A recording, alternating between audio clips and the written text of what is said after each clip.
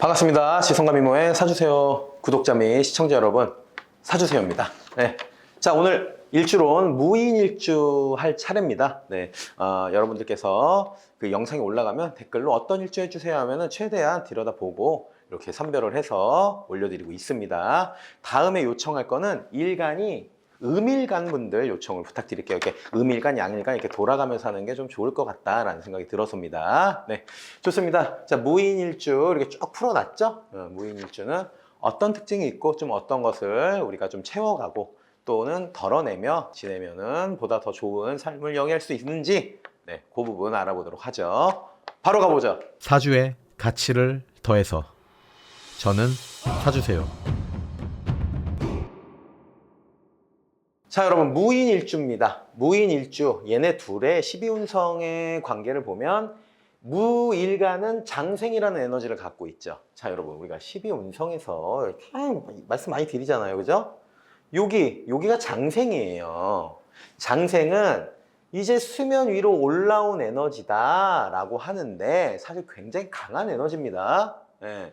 이 수면 위로 올라오는 이 에너지가 굉장히 강하다라는 거예요. 제가 장생하면 활어 팔딱팔딱 뛰는, 이렇게 인지하시면 돼요 라고 했죠. 굉장히 에너지가 강하다, 역동적인 기운이다, 이렇게 보시면 돼요. 네, 그러면 무인일주는 무토의 특징을 보자 라고 한다면 장생의 에너지를 갖고 있다, 굉장히 역동적이고 에너지가 넘치는 그런 일간이에요 라고 할 수 있는 거고, 인목은 이제 편관을 깔고 있죠. 자, 그러면 우리가 이렇게 딱 봤을 때 편관 깔고 있네, 이렇게 될 거예요, 여러분. 근데 무인일주는 이 편관이 흉하게 작용할 여지는 좀 적어요.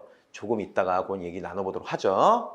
그래서 이제 지장간을 보고 지장간을 봐요. 자, 여러분, 지장간은 천간이에요.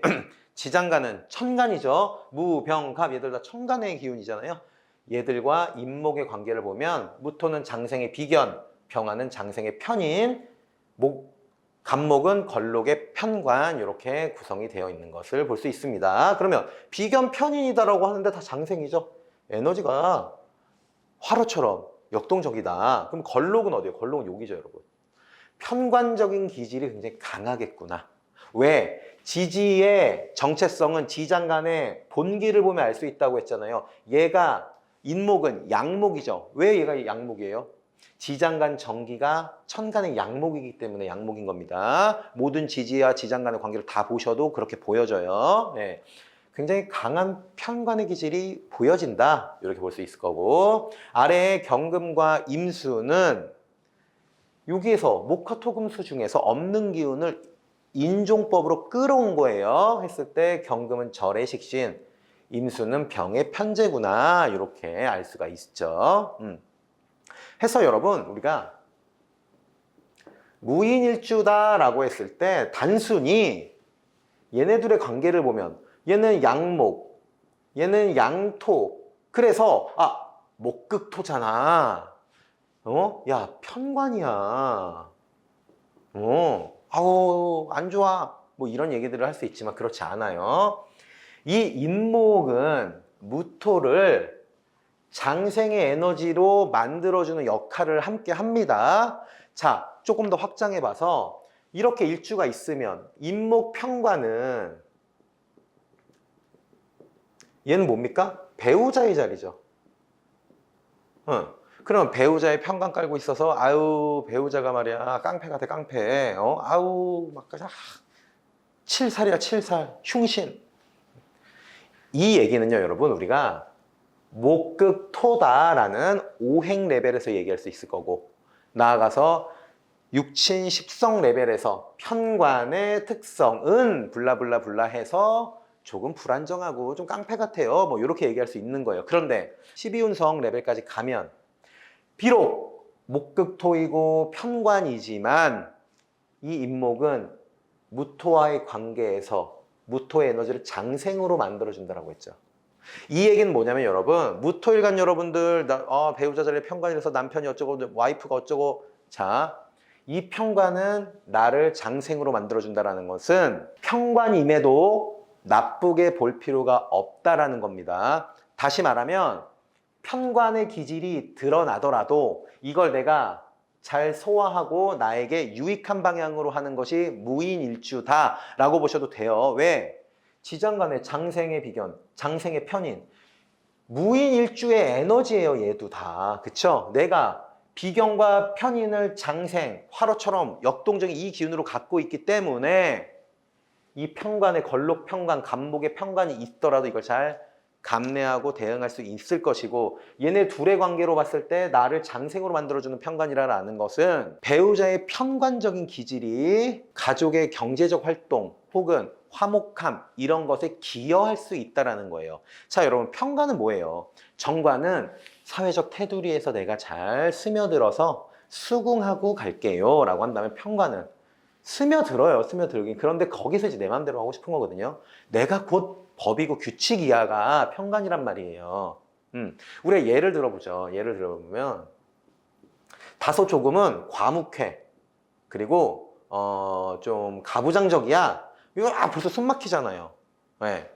근데 이 사람이 뭐 예를 들어서 어디 기업의 뭐 임원, 네, 뭐 연봉이 막 2억, 과묵하고 가부장적이어도 자기의 할도리를 하면서 집에다 경제적 활동도 주고, 때로는 다 티켓 예약했으니까 다음 주까지 다들 시간 비워.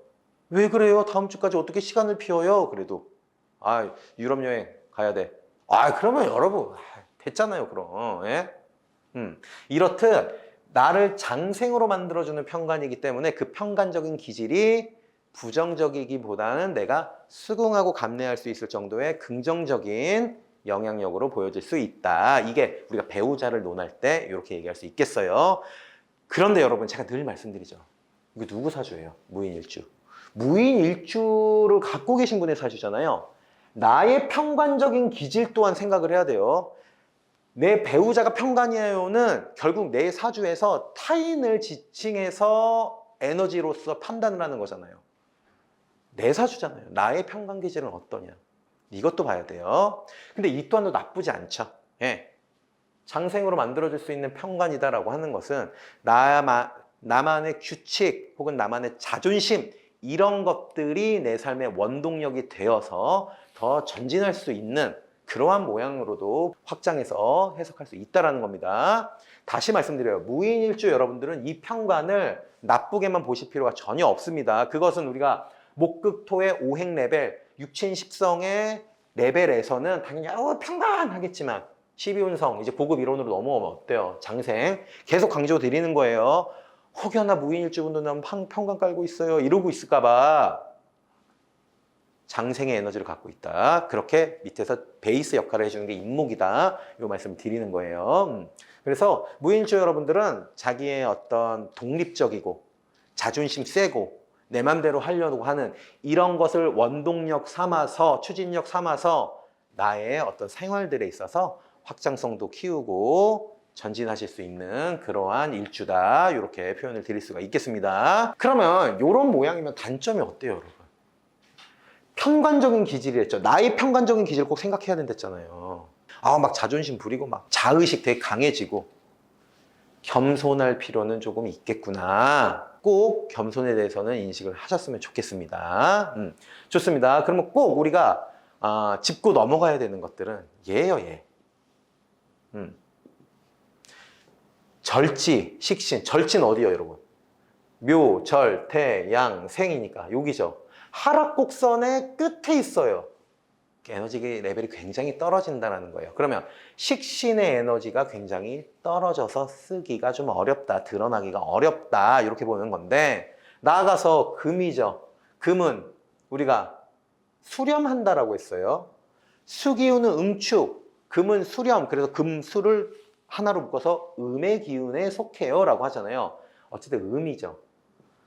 식신은 드러나는 기운이잖아요. 나의 언행. 근데 그게 금에 수렴하는 음의 기운이기도 하고 절질해서 드러나지가 않는 거예요. 그래서 우리 무인일주 여러분들은 나의 행동, 언행 이런 것들을 좀 따뜻하게 좀 데펴놓고 주변 사람들이랑 소통하는 거에 있어서도 인색하지 않으려는 그러한 노력은 필요하겠구나. 메인 에너지로 쓰라는 게 아니에요, 여러분. 노력하세요 라는 거죠. 네. 그리고 이제 임수의 병의 에너지를 갖고 있는 편재를 보자면, 여러분, 편재 그냥 편지하면 여러분, 아, 이거는 불안정한 재물, 불안정한 결과물 이러면 돼요. 왜 불안정해요? 상속이 아니죠. 상속, 로또, 불안정하잖아요. 우리 인생에 없을 확률이 높죠. 네, 이런 것들. 한탕 크게 하는 거, 이게 편제잖아요. 불안정하단 말이에요. 근데 이 병이죠, 병. 병은 어디예요? 여기요, 여기. 내려가는 하락곡선에 있단 말이에요. 다시 말하면 좋은, 강한 이런 에너지는 아니에요. 편제를 쓰기에는. 그렇기 때문에 무인일주 여러분들은 첫 번째로는 아, 나 뭐 주식, 코인 이런 것도 별로 관심 없어. 이럴 여지가 있고요. 또는 안 하는 게 좋겠죠. 네, 안 하는 게.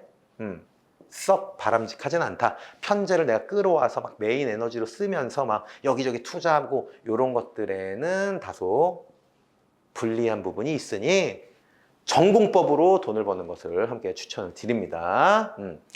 자, 좋습니다, 여러분. 이제 제가 사주세요 일주로는 최대한 어떤 무인일주는 이래요 이렇게 단정 짓기보다는 여러 가지 가능성을 열어놓고 여러분들이 판단하셨으면 좋겠어요. 평관적인 기질, 비견인데 이게 장생의 에너지, 아, 절제, 식신 이런 것들을 보면서 무인일주 여러분들 스스로가 아, 사주세요의 이야기를 들어보니 내 삶에 이건 이렇게 적용해야겠구나 이렇게 좀 확장해가는 그 과정이 이 일주론에 함께 했으면 좋겠다는 생각이 듭니다. 나아가서 일주론은 다 맞진 않아요, 여러분. 제가 누차 말씀드려요. 일주론은 일주론이에요. 공부하기에는 너무 좋겠죠. 12운성 있죠, 오행 있죠, 육친 식성 있죠, 그죠? 좌법으로 볼 수 있죠, 거법으로 볼 수 있죠, 인종법까지도 볼 수 있죠. 그리고 각각의 해석까지도 해야 되죠.